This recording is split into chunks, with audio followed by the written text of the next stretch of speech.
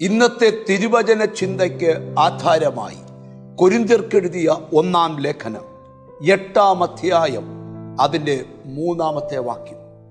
ഒരുത്തൻ ദൈവത്തെ സ്നേഹിക്കുന്നു എങ്കിലോ അവനെ ദൈവം അറിഞ്ഞിരിക്കുന്നു. ധന്യനായ പൗലോസ്ലീഹ തൻ്റെ ഇതര ലേഖനങ്ങൾക്കകത്ത് ദൈവത്തെ സ്നേഹിക്കുന്നവൻ അനുഗ്രഹിക്കപ്പെടുമെന്നും ദൈവത്തെ സ്നേഹിക്കുന്നവന്റെ ജീവിതം ഏറ്റവും അനുഗ്രഹമായി തീരുമെന്നും ഒക്കെ വെളിപ്പെടുത്തുന്ന ധാരാളം വചനങ്ങളുണ്ട്. അതിനകത്ത് പൗലോസ് ഒരു കാര്യം പറയുകയാണ്, സ്തോത്രം, ഒരാളെ ദൈവം അറിയണമെങ്കിൽ ഒറ്റ വഴിയേ ഉള്ളൂ, അവൻ ദൈവത്തെ സ്നേഹിക്കാൻ തീരുമാനിക്കണം. ഈ ബൈബിൾ പഠിക്കുമ്പോൾ അനുഗ്രഹിക്കപ്പെടുവാൻ ഒറ്റ വഴിയേ ബൈബിളിലുള്ളൂ, അതിര് കടന്ന് ദൈവത്തെ സ്നേഹിക്കുക. ഒരുപക്ഷെ നിങ്ങൾ ദൈവത്തെ കണ്ടിട്ട് 5 വർഷമായി കാണും, 10 വർഷമായി കാണും, 20 വർഷമായി കാണും, 1 വർഷമായി കാണും. ഞാൻ നിങ്ങളോട് ചോദിക്കുന്ന ഒരേ ഒരു ചോദ്യം, ലോകത്തേക്കാൾ അധികം, സമ്പത്തിനേക്കാൾ അധികം, ജഡത്തേക്കാൾ അധികം നിങ്ങൾക്ക് ദൈവത്തെ സ്നേഹിക്കാൻ കഴിയുന്നുണ്ടോ? പൗലോസ്ലീഹ തന്റെ ലേഖനത്തിൽ എഴുതി, ദൈവത്തെ സ്നേഹിക്കുന്നവർക്ക് ഒരുക്കിയിരിക്കുന്നത് കണ്ണ് കണ്ടിട്ടില്ല, ചെവി കേട്ടിട്ടില്ല, ഒരു മനുഷ്യന്റെ ഹൃദയത്തിൽ തോന്നിയിട്ടില്ല. ചിലർ പ്രാർത്ഥിക്കുന്നത് പേടിച്ചിട്ടാണ്, ചിലർ ബൈബിള് വായിക്കുന്നത് ശത്രുവിനെ പേടിച്ചിട്ടാണ്. ഒരിക്കലും പേടിച്ചിട്ടല്ല ബൈബിള് വായിക്കേണ്ടത്, സ്നേഹിച്ചിട്ട് വായിക്കണം. പേടിച്ചിട്ടല്ല പ്രാർത്ഥിക്കേണ്ടത്, സ്നേഹിച്ചിട്ട് പ്രാർത്ഥിക്കണം. വിശുദ്ധിയിൽ ജീവിക്കുന്നത് നരകത്തിൽ പോകാതിരിക്കാനല്ല, സ്തോത്രം, ദൈവത്തോടുള്ള സ്നേഹത്തിലായിരിക്കണം വിശുദ്ധിയിൽ ജീവിക്കുന്നത്.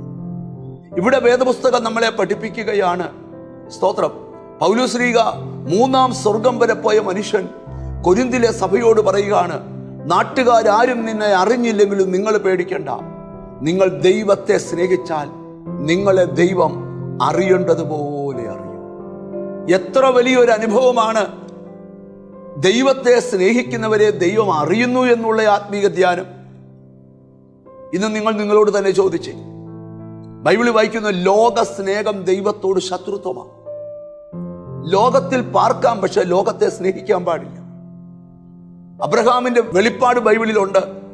ഏറ്റവും വലിയ ധനവാനായിരുന്നു അബ്രഹാം, പക്ഷെ അവൻ കൂടാരങ്ങളിൽ പാർത്തുകൊണ്ട് ദൈവം ശില്പിയായി നിർമ്മിച്ചതും അടിസ്ഥാനമിട്ടതുമായ നഗരം നോക്കി പാർത്തു. എന്ന് പറഞ്ഞാൽ യേശു ഒരുക്കിയത് നോക്കി പാർത്തു. കാണുന്നതല്ല നമ്മൾ നോക്കുന്നത്, കാണാത്തതിനെയാണ്. കാണുന്നത് താൽക്കാലികം, കാണാത്തത് നിത്യം. ദൈവത്തെ സ്നേഹിക്കുന്ന ഓരോ ദൈവമക്കളുടെ ഉള്ളം നന്ദി കൊണ്ട് നിറയും, കാരണം അവരെ ദൈവം അറിയുന്നു. നമുക്കൊന്നിച്ചൊന്ന് പ്രാർത്ഥിക്കാം. ഞങ്ങളുടെ കർത്താവേ, സ്വർഗസ്ഥ പിതാവേ, ലോകസ്നേഹവും ജഡസ്നേഹവും ഞങ്ങളുടെ അകത്ത് കയറാതെ ആഴമേറിയ ദൈവസ്നേഹം അകത്ത് കയറി ദൈവത്തെ സ്നേഹിക്കേണ്ട പോലെ സ്നേഹിച്ച് മുന്നോട്ട് പോകാൻ കൃപ ചെയ്യണം. എന്നോട് ചേർന്ന് പ്രാർത്ഥിക്കുന്ന മക്കൾക്ക് വേണ്ടി പ്രാർത്ഥിക്കുന്നു. നിന്റെ നാമം ചൊല്ലി പിതാവിൻ്റെയും പുത്രൻ്റെയും പരിശുദ്ധാത്മാവിൻ്റെ നാമത്തിൽ അവരെ അനുഗ്രഹിച്ച് പ്രാർത്ഥിക്കുന്നു. അവർ അനുഗ്രഹമാകട്ടെ, യേശു ക്രിസ്തുവിൻ നാമത്തിൽ തന്നെ. ഈ ദിവസങ്ങളിൽ പൂർണ്ണ ഹൃദയത്തോടും പൂർണ്ണ ആത്മാവോടും പൂർണ്ണ ശക്തിയോടും കൂടെ ദൈവത്തെ സ്നേഹിക്കാം. ദൈവത്തിനെ സ്നേഹിക്കുന്ന നിന്നെ ദൈവം അറിയുന്നു. God bless you.